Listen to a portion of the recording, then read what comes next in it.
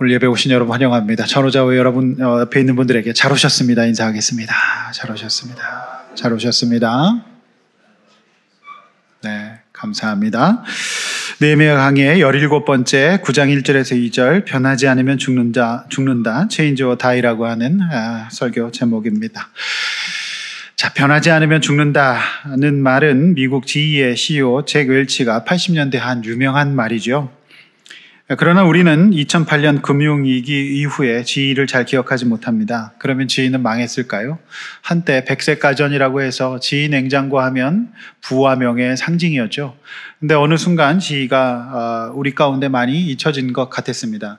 그러면 잭 웰치가 80년대에 얘기한 변하지 않으면 죽는다 Change or Die가 계속 적용되지 못했던 걸까요? 그렇지 않았습니다. GE는 2024년 세계 별도 회사로 분할하여서 우리가 자주 타는 비행기의 엔진을 만드는 항공우주산업, 그 비행기 엔진이 GE 엔진이 굉장히 많거든요. 그리고 에너지 재생 사업, 그 다음에 GE 헬스케어라고 하는 건데요. 여러분 병원에 가서 고가의 장비들 보면 GE 장비가 굉장히 많습니다. 전 세계 병원에 그 장비들이 다 들어가니까 그 사업이 얼마나 잘 되겠습니까? 정말 좋은 그 엔진은 GE 엔진이라고 하거든요. 그러니까 여전히 미국의 주요 기업으로서 GE는 인정받고 있는 것 같았습니다. 변하지 않으면 죽는다가 여전히 GE는 적용되고 있는 것 같아 보입니다. 이 변화를 기독교에서는 회개라고 하는 신학적인 용어를 쓰고 있습니다. 성경이 말하는 회개란 메타노이아라는 원어를 갖고 있는데요. 방향을 바꾸다, 돌이키다라는 의미가 있습니다. 그러니까 좌회전, 유턴을 메타노이아라고 할 수 있죠. 방향이 잘못된 거, 목표가 잘못된 거, 목적이 잘못된 거, 이것을 성경에서는 죄라고 얘기합니다. 회개, 죄를 회개하는 것이라고 얘기하죠. 기독교에 대해서 잘 모르시는 분들에게는 회개라는 단어가 낯설기는 할 겁니다. 그러나 과연 이 회개, 돌이키는 개념, 이 개념이 교회 안에서만 통용되는 것일까라고 하는 겁니다. 그렇지 않습니다. 기업 경영, 교육과 심리학 모든 분야에서 소위 자기 반성 기능이라고 하는 자기를 돌아보는 기능은 인간의 성장과 발달에서 매우 중요한 기능입니다. 어린아이 때를 거쳐서 청소년기, 청년기, 장년기, 노년기에 이를수록 정상적인 발달을 하는 인간에게 시간이 지나면 지날수록 강화되는 기능이 하나 있는데 이것이 바로 자기를 돌아보는 기능입니다. 반성 기능이죠. 회개 기능입니다. 그 아이들에게 가장 약한 기능이 바로 이 기능입니다. 그래서 아이들은 자기가 잘못해놓고 늘 엄마 때문이야, 아빠 때문이야 라고 얘기하죠. 자기 반성 기능이 없어요. 친구 때문이야, 선생님 때문이야 이렇게 얘기하지 않습니까? 그 뇌가 아직 발달이 안 돼서 그렇죠. 근데 어른이 될수록, 장년이 될수록 점점 더 생기는 기능이 자기 반성 기능입니다. 그러니까 아이들이 하는 작업은 장난감 같은 작업밖에 못하는 거고요. 어른은 반성 기능이 있어요. 그렇기 때문에 자기를 돌보고 발전시켜 나가서 유의미한 작업을 하게 되는 겁니다. 책임 있는 자리에 서게 되는 거죠. 가장이 되는 것입니다. 저와 여러분은 지금 느헤미야서라는 성경을 계속 보고 있습니다. 느헤미야서는 거듭난 우상 숭배와 실정으로 나라와 신앙을 다 빼앗기고 바벨론과 페르시아에서 포로 생활을 하는 이 참혹한 생활을 마치고 다시 돌아온 이스라엘 백성들의 이야기입니다. 고된 포로 생활을 마쳤습니다. 그들이 이제 돌아와서 예루살렘에 와서 성전, 그러니까 신앙을 회복하고 도시 기능인 성벽을 재건하고 나서 지난주 본문에서 이제 부흥회를 합니다. 그러니까 부흥회의 원형이라고 말씀드렸습니다. 모여서 긴 시간을 성경을 읽고 기도하고 은혜 받는 시간, 또 함께 식사하는 시간, 이런 시간을 가졌습니다. 그게 원형입니다. 소위 집회 원형이죠. 예배 원형이라고 할 수 있는데 그렇게 한 다음에 뭘 했을까요? 은혜를 받고 변화받은 다음에 이제 그들이 한 것이 뭐냐? 그 첫 번째 열매가 바로 자기 반성 기능, 이 회개 기능이 돌아온다라고 하는 것이죠. 오늘 본문은 1절 그달 스무 나흘날에 이스라엘 자손이 다 모여서 금식하며 굵은 베옷을 입고 티끌을 무릅썼다. 그날은 9월달 10월달이라 말씀드렸고 이제 9월 10월 24일이 되는 겁니다. 신앙이 생겼습니다. 돌아왔습니다. 그리고 말씀을 들었습니다. 시간이 흘렀어요. 24일이 흘렀습니다.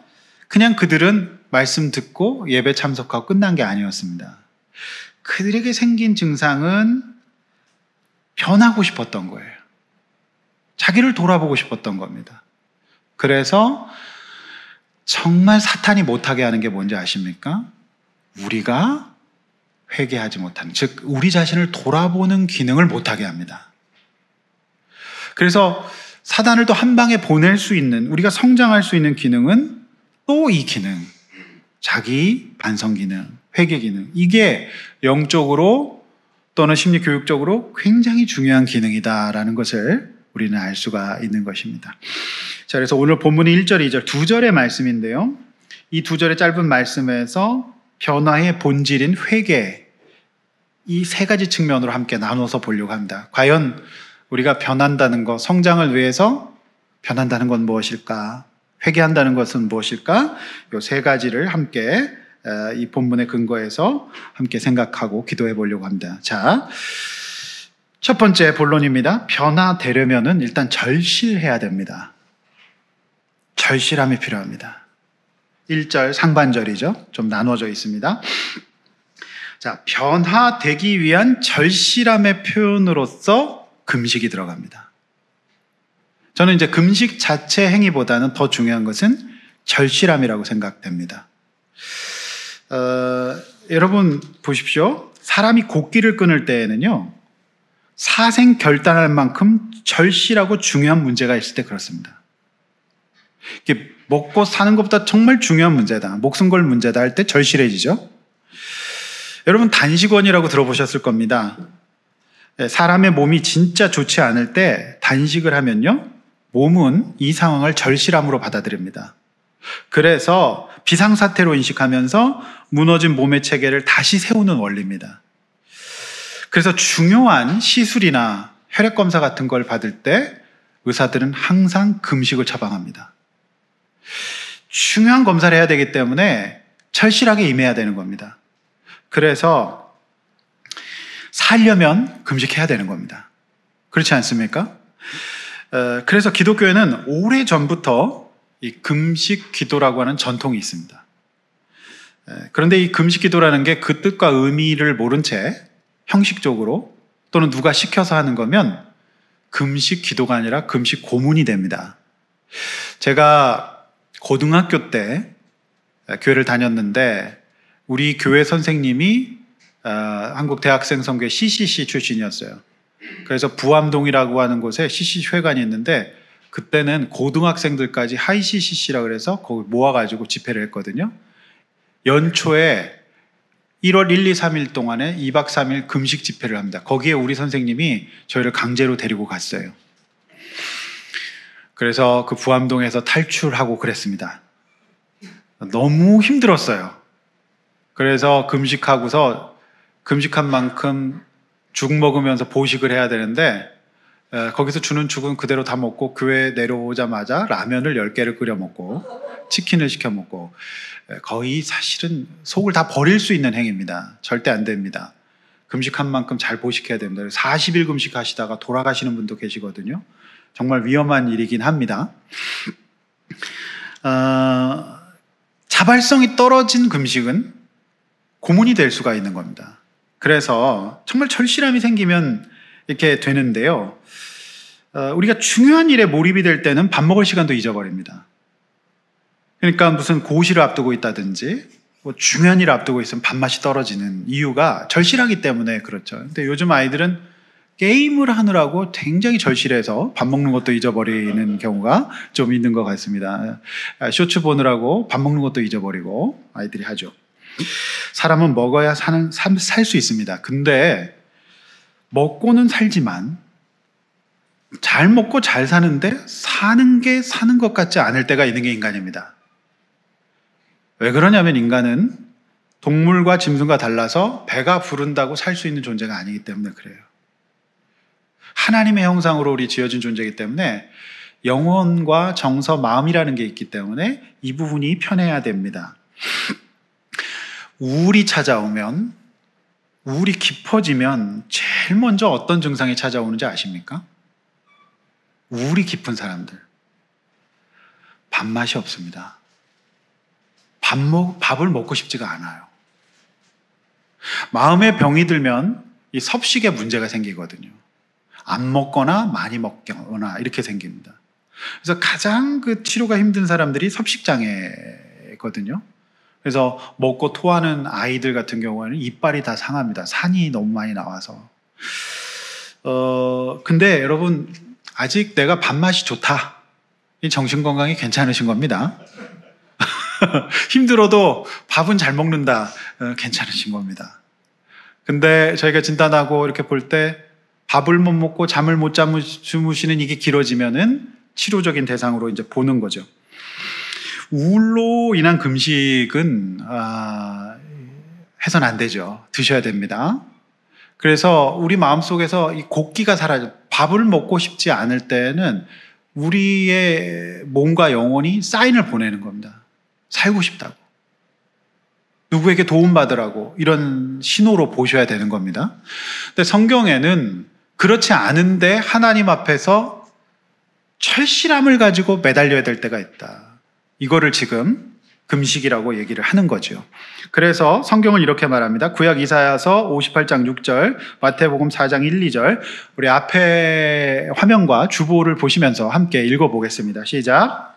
내가 기뻐하는 금식은 흉악의 결박을 풀어주며 멍에의 줄을 끌어주며 압제당하는 자를 자유하게 하며 모든 멍에를 꺾는 것이 아니겠느냐.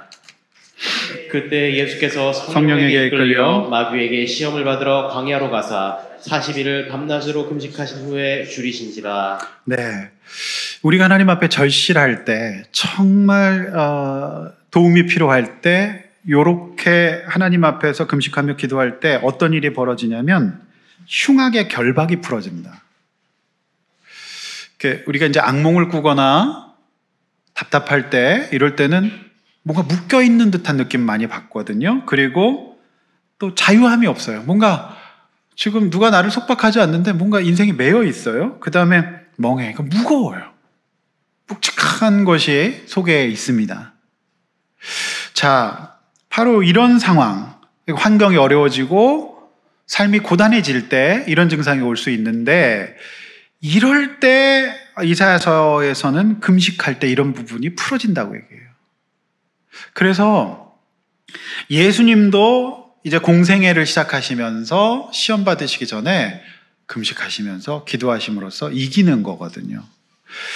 철실함이 필요한 겁니다. 여러분, 지금까지 살아오시면서 내가 밥 먹는 것도 잊어버리면서 절실하셨던 게 뭡니까? 세상 사람들은 그걸 사랑이라고도 합니다. 그리고 어떤 시험에 합격하는 걸 수도 있고요. 어떤 회사에 들어가는 걸 수도 있습니다. 어떤 환경을 바꾸는 걸 수도 있습니다. 근데 그런 것이 근본적인 해결이 잘 안 되거든요. 그게 있으면 좋을 것 같았는데. 그래서 오늘 포로 생활에서 돌아온 이스라엘 백성들은 페르시아에서 꽤나 잘 살았습니다. 근데 이들이 이제 철실하게 그 영혼의 마음속에 눌린 것들, 자유하지 못한 것들, 이런 부분을 놓고 하나님 앞에 나아가고 있는 것이죠. 사람에게 먹고 사는 문제가 해결할 수 없는 그 영혼의 고단함의 순간이 있기 때문에 그런 겁니다. 우리 주님 앞에 절실하셔야 됩니다. 무엇에 절실하고 계십니까? 성도 여러분, 사람이 떡으로만 살 것이 아니라 말씀으로 살 것이다 라고 말씀하셨습니다. 그래서 우리 가운데에서 육적인 양식을 위한 시간도 필요하지만 이렇게 영적인 양식을 위한 금식의 시간이 필요한 겁니다. 여러분, 지금 이 예배 시간에 뭐 드시고 계시는 분 안 계시잖아요. 어떻게 보면 예배 시간은 짧은 금식의 시간일 수 있어요. 그렇지 않습니까? 그래서 우리가 먹고 사는 문제를 뛰어넘는 절실함의 대상이 하나님인데, 그것이 표현이 이제 금식으로 될 수 있다라고 하는 겁니다. 여러분, 저는 이 금식의 범위를 좀 더 넓게 생각해 보고 싶습니다. 단순히 성경이 얘기하는 금식은 나와 너무 멀잖아요. 그러면 그런 금식 안 하셔도 됩니다. 우리 금식의 범위를 넓게 보셔야 되는데, 우리 건강을 위해 모든 의사들이 한 가지로 얘기하는 것이 있습니다. 금식을 권하는 것이. 그거는 주초입니다. 그래서 둘 중에 하나를 꼽으라면 의사들은 담배를 멀리하라고 얘기합니다. 왜냐하면 담배는 완전한 발암물질로서 인간의 건강 유지를 위해 가장 먼저 끊어야 될 것이라고 한결같이 얘기하지 않습니까? 많은 사람들이 이제 마음이 답답하고 좋은 일이 있을 때, 힘들 때 이제 식후 담배를 한 대씩 피시잖아요. 그러면 반대 증상이 벌어지는데 마음에 멍해가 생기죠. 오히려 묵직해집니다.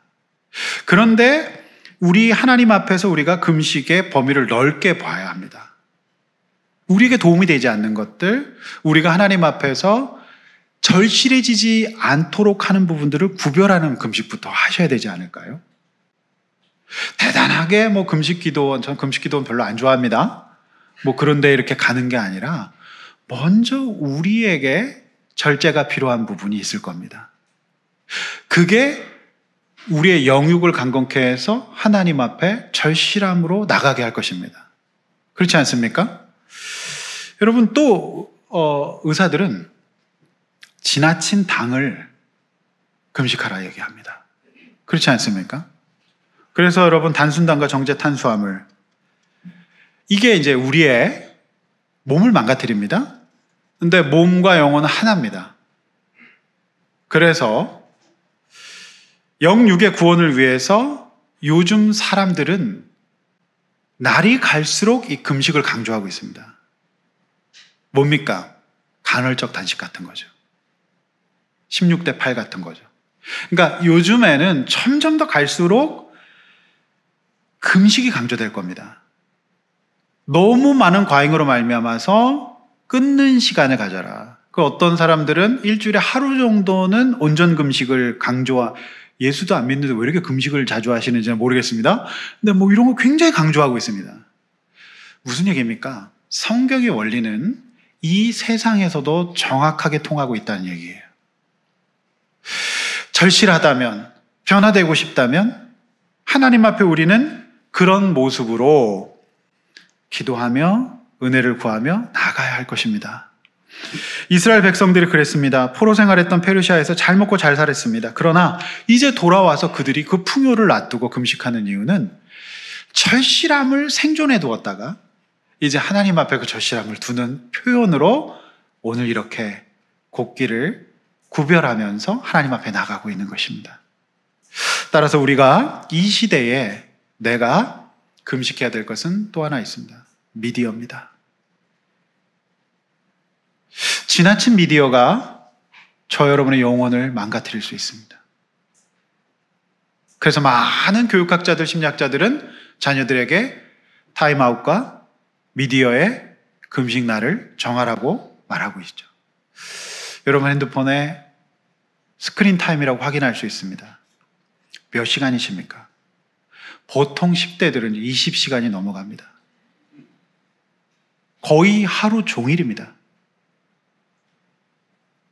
그러니까 여러분 보십시오. 우리의 금식은 단순히 성경에서 얘기하는 금식 기도원 얘기하는 거 아닙니다. 넓게 생각하면 너무너무 우리가 하나님 앞에 절실해짐을 방해하는 요소들로 작용할 수 있을 것이다 라는 것이죠.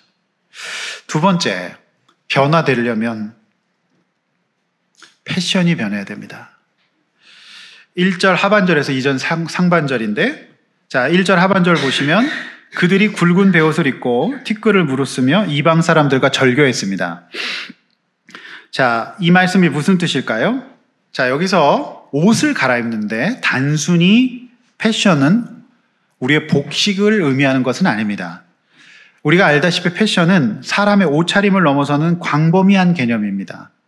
사회, 문화, 개인의 생각과 표현, 가치관, 생활 방식 모든 것이 옷으로 표현되는 한 증상이고요. 패션은 전반적인 우리 삶의 표현을 얘기하는 것이 패션입니다. 그러므로 당연히 패션은 그 시대의 정신과 사회 문화 영향을 받게 돼 있습니다. 오늘 본문의 주인공은 이스라엘 자손입니다. 그들의 패션은 페르시아식이었고 바벨론식이었고 그리고 가나안식까지 섞여서 복잡한 패션을 가지고 있었습니다. 가치관을 가지고 있었습니다. 그런데 그들이 부흥에 돌아와서 성전 회복하고 예루살렘에 정착하자 전날 8장에서 묵직한 은혜가 임합니다. 마음에 뜨거운 것이 임했습니다. 신앙이 임했습니다. 그러고 나서 24일이 지났습니다.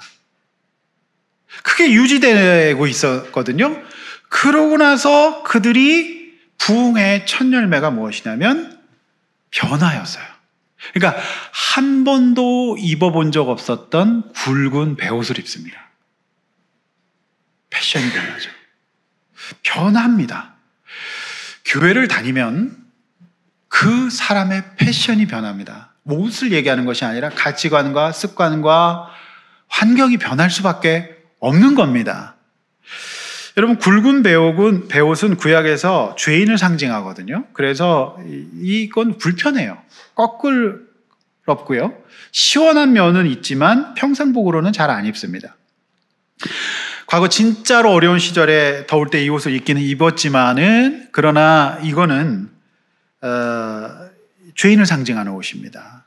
그래서 잘 입지 않았던 옷을 구별해서 입고 여기에 보니까 먼지를 무릅썼다. 그러니까 여기 보니까 띠끌을 무릅썼다라고 되어 있죠. 이건 뭡니까?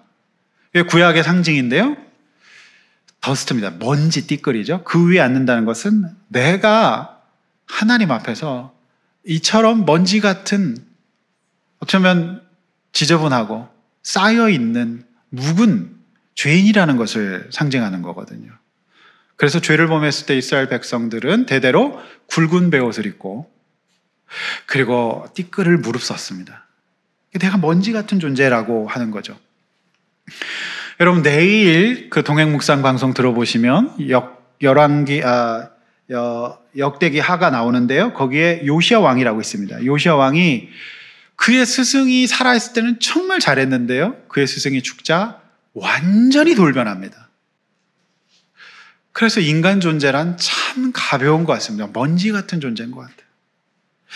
사회생활 하시면서 사람에게 많이 실망하신 분들은 그거를 아실 겁니다.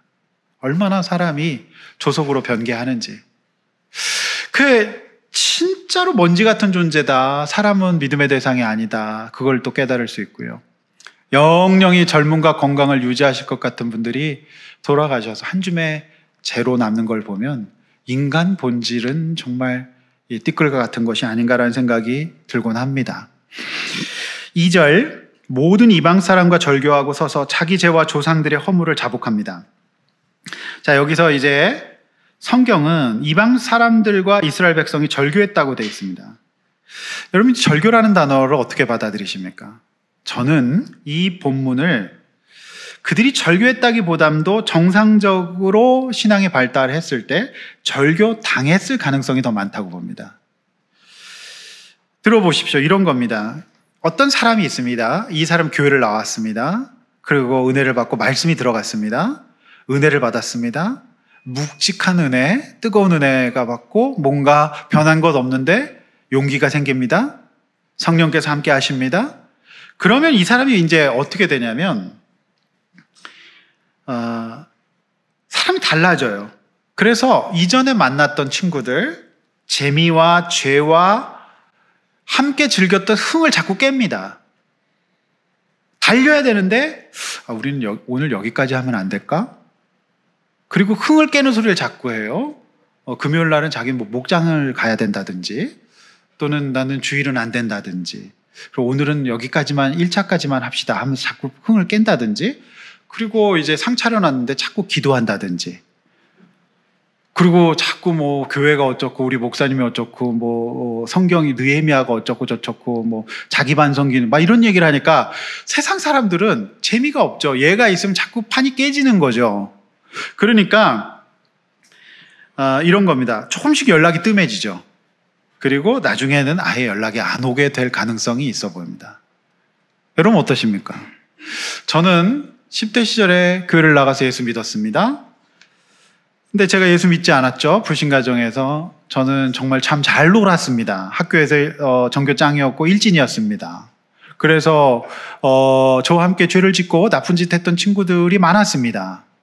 예수 믿고 나니까 그건 아닌 것 같더라고요. 그래서 제일 먼저 생긴 변화는 친구들이 바뀌었어요. 아예 친구들이 바뀌더군요. 지금 저는 친구라고 하면 목사들밖에 없습니다. 저는 정상이라고 봐요. 목사인데도 여전히 똑같이 그룹들을 유지한다는 것은 말이 안 되지 않습니까?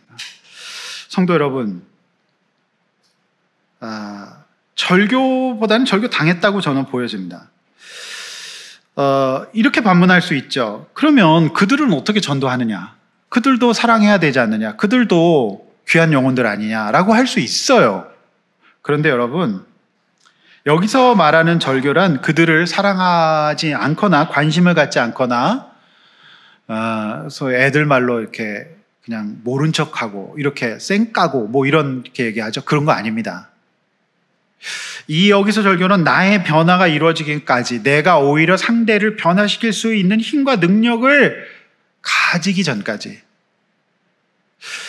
자립을 먼저 하라는 의미로 받아들이셔야 합니다. 제가 지난주에 굉장히 인상적인 뉴스 하나를 봤어요. 한 아버지의 이야기인데요. 이분의 그 장남이, 사랑하는 장남이 분당에 살았는데 그만 마약 중독에 걸렸어요. 무려 16차례 고용량 마약인 필로폰을 투약했다고 합니다. 그래서 이 아버지가 유명한 정치인입니다. 그래서 처음에는 숨겨주기도 하고 뭐 타이르기도 하고 혼돈 내보기도 하고 막 해봤는데 안 되는 거예요. 그래서 마지막에는 이 아버지가 아들을 신고합니다. 그래서 이분이 이번 주 신문 기사가 2년 6개월 동안 마약 사범을 격리치료하는 국립법무병원에서 출소한 아들을 보자 아들을 안고 이리 와봐라 하고 안고 하나님 은혜다. 수고했다 하면서 서로 부둥켜 안고 우는 장면의 보도를 제가 보았습니다. 여러분 보십시오. 이 아버지는 장남을 사랑합니다. 누구보다도 사랑합니다. 그러나 이 아버지는 아들을 위해서, 아들의 변화를 위해서, 그리고 본인이 삶을 돌아보면서 회개하시죠. 아버지가 계속. 그래서 이분은 정계를 은퇴하시고 지금은 마약 예방과 치유 활동에 집중하는 NGO 활동과 신앙생활에 집중하시는 걸로 보도되어 있더군요. 근데 이분이 그 사랑하는 아들을 사실은 그렇게 절교한 거죠. 그거는 사랑의 절교입니다. 저는 오늘 본문의 절교가 그런 의미라고 받아들여집니다. 그걸 어떻게 매몰차다고 얘기할 수 있을까요? 유행가 가사가 이해되지 않을 때가 있었습니다. 그 젊은 시절의 유행가 가사 보면 사랑하기에 떠나신다는 그 말 나는 믿을 수 못 믿죠. 사랑하는데 왜 떠납니까? 근데 인생을 살아보면 사랑하기에 떠나보내야 될 때도 있는 것 같습니다. 그렇지 않습니까? 성도 여러분, 오늘 본문의 절교는 살고자 하는 절교였습니다. 결혼 및 가족 상담 전문가들은 한결같이 이렇게 얘기합니다. 사람이 성장해서 혼인을 한다고 하는 것은 이제 혼자만의 생활을 하는 것에서 반드시 떠나야 된다고 해요. 그래서 혼인 이전의 친구나 인간관계를 그대로 유지하고 갈 수가 없습니다. 여러분, 이제 여기 그 혼인하신 젊은 남자분들은 모임을 제대로 못하는 게 정상입니다. 왜요? 마누라가 전화하니까요. 총각들만 남아있죠? 근데 희한하게 그 총각들 그룹에 끝까지 남아있는 아저씨들이 있어요. 결혼 생활 힘드실 겁니다. 혼인이라고 하는 것은 배우자와 이제 태어날 자녀들을 우선순위로 삼겠다는 자발적인 사랑과 의무와 책임의 절교가 필요한 부분인 것입니다. 그렇지 않습니까? 제가 그 결혼 상담 프로그램을 보면서 이런 걸 봤어요. 혼인한 배우자가 혼인 이전에 클럽 가는 것이 너무 즐거운 낙이었대요.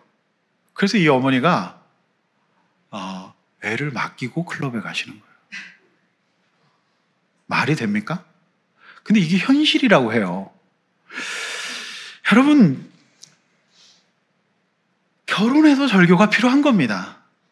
여러분, 요즘에 굉장히 뜨고 있는 2호선이라고 하는 굉장히 건강한 그 강사분 들어보신 적 있을 겁니다. 그분이 목사님 사모님입니다. 제가 아는 잘잘법 종종 추천하는데 김학철 목사의 아내입니다. 근데 제가 이분들을 잘 알고 있고, 이호선 선생은 제가 대학원 때 세미나 수업을 들어오신 분이에요. 그래서 제가 함께 세미나 했던 적이 있는데, 이분의 특징은, 이제 이분이 강사로 오신 거죠. 이분의 특징은 수업을 하는데 계속 먹을 거를 먹으라고 권하시는, 굉장히 놀라우신, 계속 먹으라 그러고, 수업은 전부 다 원서로 하면서 굉장히 어려운, 그래서 저는 수강 신청 철회를 했죠. 근데 이호선 선생이 요즘 굉장히 뜨시더군요. 근데 이 선생님이 그런 얘기를 하더군요. 혼인을 하면서 이전 남친, 여친 사진이나 연애 편지를 정리하지 않고 혼인하는 것은 상대방에 대한 예의가 아니다는 거예요. 분명히 단절이 필요한 겁니다. 우리가 신앙생활 했습니다. 신자가 됐습니다. 그런데 똑같이 패션, 사회적 관계로서의 패션을 유지하는 것은 말이 안 될 수 있습니다. 어떻습니까? 그래서 하나님께서는 가나안 백성들에게 그런 대상을 삼고 너희들이 오히려 영향받지 말고 이끌어 갈 수 있을 때까지 시간을 가지라고 늘 말씀하고 계셨던 거죠. 회개의 변화의 시작은 패션의 변화입니다. 이 짧은 말씀 속에 회개에 대해서 너무 구체적으로 말씀하고 있는 거예요. 변해야 됩니다. 그것이 회개입니다. 말로만 하는 회개가 아니라는 것이죠. 마지막 그 2절 하반절의 변화는 정말 회개가 필요한 겁니다. 여러분, 여기 말씀 보시면 2절 하반절에 자기 죄와 조상들의 허물을 자복합니다. 그렇게 나오죠? 굉장히 유의미한 말씀이죠. 제가 몇 번 말씀드린 적이 있습니다. 토끼와 거북이, 여우와 포도 이야기죠. 자, 토끼는 자신이 빠르다는 자만에 빠져서 게으름을 반성하지 않습니다. 반면 거북이는 자신이 느리다는 약점을 인정하는 것을 바탕으로 꾸준함과 성실함으로 승리하죠. 자, 포도나무에 달린 포도송이를 자신의 점프력만 믿고 끊임없이 시도하지만 결국 포도송이를 못 얻습니다. 그래서 이 여우는 자신의 점프력에 한계가 있다는 반성적 사고를 하지 않기 때문에 친구들의 도움을 받지 않고 무슨 물건의 도움을 받지 않아서 결국 실패합니다. 그러고 나서 여우가 포도송이를 못 얻고 나서 하는 말이 무엇이라고 말씀드렸죠? 저 포도는 시고 맛이 없을 거야 라고 하면서 합리화하면서 떠납니다. 자기를 반성하고 내가 배운 것들, 내가 조상들로부터 배운 것들, 부모로부터 배운 것들을 성장 발전하려면 받을 건 받고 받지 말아야 될 것은 걸러내야 되거든요. 근데 그걸 하지 않고 다 끌어안고 살게 되면은 결국 합리화하는 수밖에 없어요. 여러분, 인지라고 하는 것은 뇌에서 정보를 생각하고 처리하는 능력입니다. 그래서 성장하는 인간의 인지에는 언제나 자기의 생각을 수정하고 객관화하고 반성하는 과정이 있습니다. 이 과정이 없으면 성장할 수 없는 겁니다. 이스라엘 백성들은 하나님 앞에 돌아왔습니다. 은혜를 받았습니다. 그러고 나서 첫 번째 열매가 바로 이 회개라고 하는 거예요. 돌아봤던 겁니다. 그래서 이것을 요즘 교육심리학계에서는 메타인지라고 얘기하죠. 여우와 토끼는 메타인지가 안 됐던 거예요. 세상 탓하고 자기를 돌아보지 않았고 자기의 한계를 직면하지 않았던 것이죠.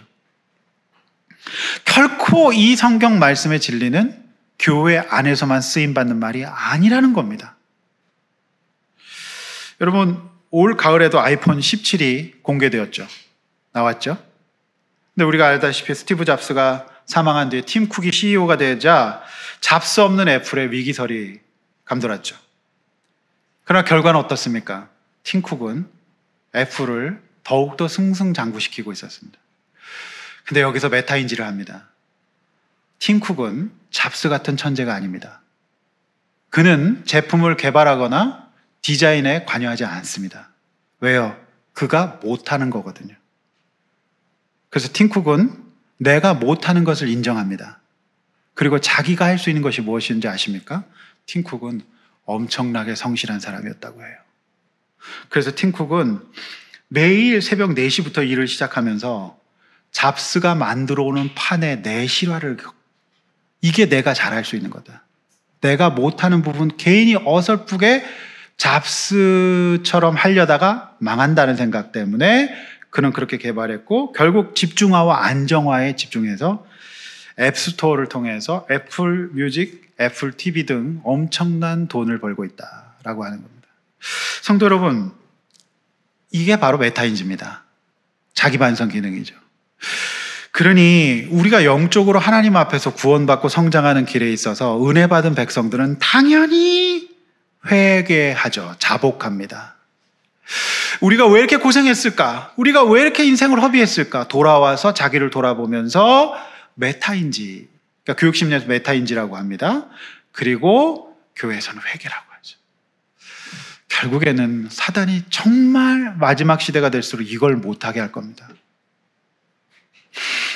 저는 특별히 오늘 이 본문에서 조상의 허물을 자복했다. 밑줄 그십시오. 매우 유의미한 말씀이라고 봅니다. 조상의 허물을 자복합니다. 여러분, 이게 엄청난 말씀인데요. 여러분, 그 예루살렘에 돌아왔던 이스라엘 백성들은 상처 덩어리입니다. 그들은 그냥 그 집에서 태어났을 뿐이죠. 그런데 태어나 보니까 포로예요. 정말 고생합니다. 돌아오는 과정도 힘들었습니다. 그런데 이들이 딱 어떤 마음 가질 수 있습니까? 왜 나를 낳으셨나요? 왜 나를 이 집에 태어나게 하셨나요? 그리고 우리 집은 왜 포로인가요? 그리고 우리 집은 왜 아무것도 없는 예루살렘에 와야 되나요? 2세, 3세들은 엄청난 분노와 상처 가운데 있을 수 있습니다. 그래서 저는 예루살렘에 상담센터를 세우면 대박 날 겁니다. 그래서 여러분, 사실 지금 상담 수요가 굉장히 많은 곳이 상담 치료자들은 안산이라고 봐요. 생떼 같은 자식들을 잃어버렸거든요. 그러니까 여러분 보십시오. 이 사람들이 대부분 어떻게 살았겠습니까? 분노하고 또 그 부모를 이기기 위해서 또는 부모에게 인정받기 위해서 인생을 갈아 넣었을 가능성이 있습니다. 사실상 정신의학과 심리학은 다 이 부분을 치료하는 겁니다. 부모들의 허물의 잔재를 도와주는 거예요. 그래서 이 잔재가 남아있는 사람들은 어떻게 되냐면 일단은 불안이 막 분노한다든지 그 다음에 결혼관계에서 지속적으로 영향을 받을 수밖에 없어요. 그리고 사회생활에서 지속적으로 영향받을 수밖에 없습니다. 근데 오늘 이 말씀이 놀라운 것은 내가 먼지 같은 존재라는, 내가 하나님 앞에서 나를 자기 반성하고요, 합리화하지 않고 더 나아가서 그들의 조상, 그들의 부모의 허물마저 하나님 앞에 가져가 버리는 거예요. 그러면 그 전에는 해결할 수 없었고 멍해가 있었고 자유함이 없었고 내 마음속에 묵직함으로 은혜를 계속 잃어버리도록 했거든요, 그게. 근데 이분들이 부흥회를 하고 돌아와서 하나님 앞에서 말씀을 듣고 기도하고 이렇게 되자 그 24일이 지나서 열매가 자신의 허물과 내가 그토록 부모를 탓했지만 부모에게 있었던 허물이 나에게 똑같이 있다는 것을 인정하게 되는 거예요. 그래서 하나님, 저를 도와주십시오. 우리 부모님을 도와주십시오. 우리 가정을 도와주십시오. 하나님의 은혜로, 하나님의 말씀으로, 그리스도의 은혜로 우리 가정을 새롭게 해주십시오라고 하나님 앞에 나가는 겁니다. 이보다 더 완벽한 치료가 어디 있습니까? 그래, 이 상처받은 2세, 3세들이 돌아와서 조상들의 허물을 자복했다는 것은 정말로 놀라운 말씀입니다. 이것이 바로 기독교입니다. 이것이 바로 저와 여러분들이 받을 수 있는 은혜인 것입니다. 저도 조상들의 허물을 많이 탓했습니다. 20대, 30대, 40대, 어쩌면 지금까지 계속하고 있는지도 모릅니다. 죄송합니다. 저는 어머니랑 통화하면 그렇게 화가 나요. 설교하고 통화해도 화가 납니다. 여러분은 어떠신가요? 너무 기분이 좋으신가요? 일단 어른들은 말을 잘 못 알아들으실 뿐만 아니라 변화가 잘 안 되시기 때문에 계속 본인이 하고 싶은 얘기를 많이 하시는 경우가 있습니다. 그때마다 저는 그리스도의 보혈, 예수님 은혜를 전합니다. 하나님, 엄마, 하나님께서 어머니 죄를 용서해 주셨어요. 내 죄도 용서해 주셨어요. 그 허물을 그래 살아보니 우리 부모님도 그럴만해서 그랬고 연약해서 그랬구나. 그래서 하나님의 은혜가 필요하구나 라고 선포하며 기도하며 나아갈 때 더 이상 내 마음속에 멍해와 묵직함과 부자유함으로 살지 않을 수 있는 겁니다. 할렐루야. 그래서 일부 예배 드리는 어떤 청년이 이제 곧 결혼하거든요. 근데 그 아버지와 나란히 앉아 있었어요. 근데 이 청년이 상처가 많거든요. 누구 때문이겠습니까? 그래서 제가 선언했어요. 결혼하기 전에 어머니 아버지 허물을 네가 대신 회개하고 건강한 신부가 되어서 결혼하거라.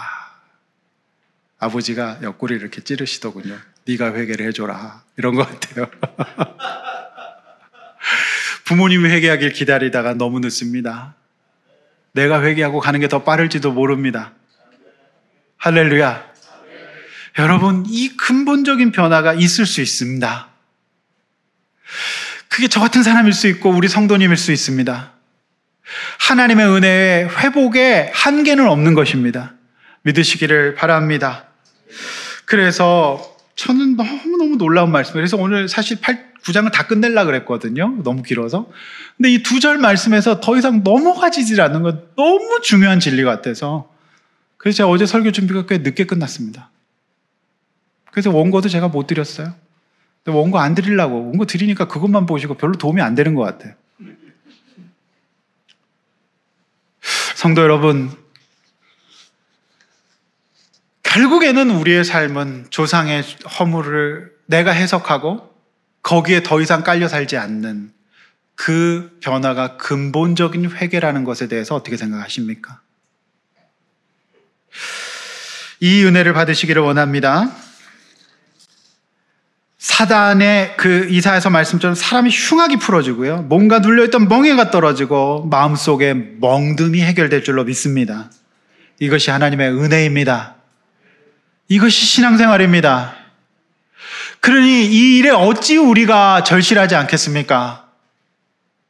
다른 것들로 사람이 회복되기가 어렵다는 말입니다.